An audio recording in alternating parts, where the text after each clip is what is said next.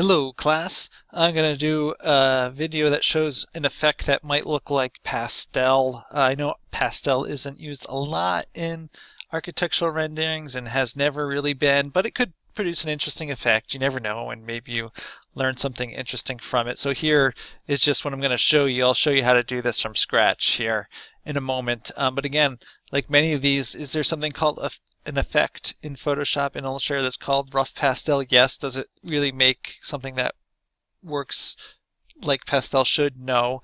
It's actually interesting. You can see what the final result's basically going to be over here on my right in my appearances. It's a lot because I like working in pastel by hand. I think it's fun. It sort of merges things together. You can see that you get a bit of texture of the paper. The color isn't uniform across the whole thing, but these are all very subtle things. They're not as bold as my ones about markers and colored pencils and even watercolor. So it's a lot of effects for a subtle thing. But if you want to do it, this is how you go ahead and do it. So with that, let me jump in and show you how to make this. I'm going to start by taking a shape, any shape, making it any color. I'm going to turn the stroke off. Don't need a stroke for this, although if you want to keep it, you could. And I'll set this back one to green as I typically do. And I'm going to duplicate this. Like usual, I'm going to need a couple fills. So I'm going to duplicate the fill, and I'm just going to go ahead. I realize it's sort of easier if I go ahead and do all three in a row, solid greens right on top of each other. And I'll start with this top one. And what I'm going to do here is I'm going to go to sketch. I'm going to go to note paper. This one's going to be my texture.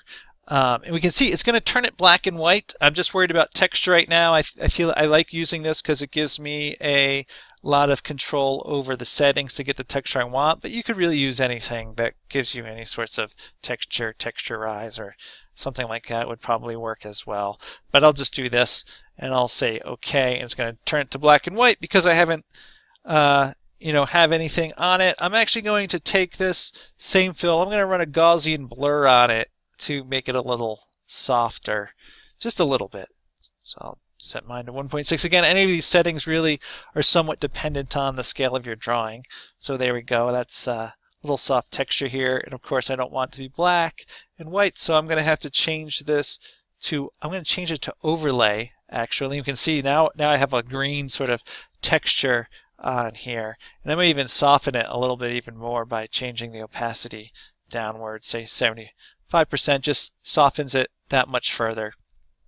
That right there is a really not a bad spot to not necessarily call pastel, but any sort of texture. Like how can I control the texture if I just want to add a little bit of stippling to it beyond what might be obvious? So those are some good tricks. Now pastels tend not to be the same solid color across the whole way, so I'm going to play with that with this second fill down here. And in this case, it's going to be a lot like my watercolor technique, which is to get blotches of areas.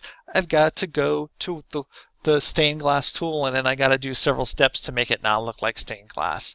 So I'm going to go to this fill, and I'm going to go to effects, and I will go to, actually the first thing I'm going to do before I get to stained glass, I'm going to go to scribble again. So I apologize for that. Stylize, scribble, because I don't want the whole thing to look like this. I want to just put it in various areas of it, and then I'll texture it after that if I do that. So I'm going to go here. I'll set this to 0. Again, I've already looked at this before starting this video, and this could take some time for you to figure out exactly what you think your settings should be. And I'm going to make this pretty. You'll see this here in a second when I set this. I'm going to be making it right here pretty big and pretty well spaced out for this one, because the base screen is already set. Most of it, all this extra work that I'm doing that's going to take a long time, has very little effect. I've done most the effect. And so if I turn off this bottom fill, we can see I just have this giant Z to give it sort of changing effect across it. Now, one issue is that this sticks out too high, right? It sticks up too high. So the next thing I need to do is I need to squish this one fill down to fit inside the drawing. So I need to go to transform, and in this case, because of the way it's set up, I only need to change the vertical scale. So I'll just set that to be 90 and say okay. We can see that squished it right in. And now if I turn this off, we can see it just sort of squished it right in. Keep that off for a minute. We can see it a little better. Now again, I need to darken it and change the tones and do all of those things. So this is where I'll go to use my stained glass. So I'm going to Effect, Texturize, Stained Glass. Again, I've already sort of pre-looked up these settings. So we do that. Of course, now I've got all these lines. So after I add the stained glass, I have to add a palette knife to sort of get rid of them. You can see the effect that has. Let that run. There we go. And let me multiply this down to get rid of the white areas, and turn the green, this lower green, back on. And we can see now it's sort of darkened up, so it's not just a solid green. Now, of course, this green up here and this green in here are probably too different from each other, too much. So I'll come here and I'll just slide down the opacity to something that will sort of just be very subtle change of colors. Who knows if you can even see it at 40% on YouTube, that change, but I can see it on mine. Let me bring it up just to make sure we can see it a little bit better. There we go. That subtlety of change.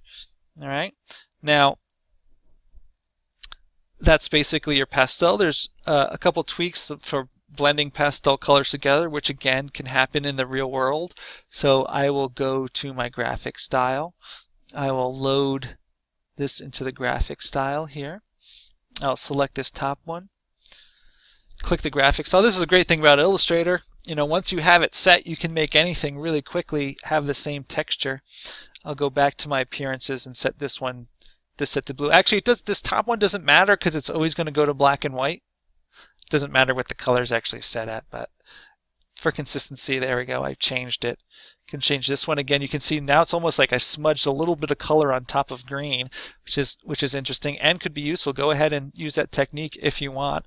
In this case, I'll set the whole thing to blue to sort of get that whole thing. And then now to blend the blue into the green, I'll change the overall opacity, which is this one. I'll set the blending mode to darken, and now we sort of see right through that to the other one. And so here we go. This is the complete settings to get this sort of realistic or more realistic looking pastel effect. I could do other things on top of this. I could add a gradient to the color as well. That would change it. I would subtly shift the entirety hue of the color of each of the squares to give it more effect. That'd be an additional thing you can do. I'm sure you can come up with other ideas as well. Again, if there's any sort of texture effect or material that you want to see if I can replicate in Illustrator or Photoshop, drop a comment, let me know, and I'll see what I can do. Thanks.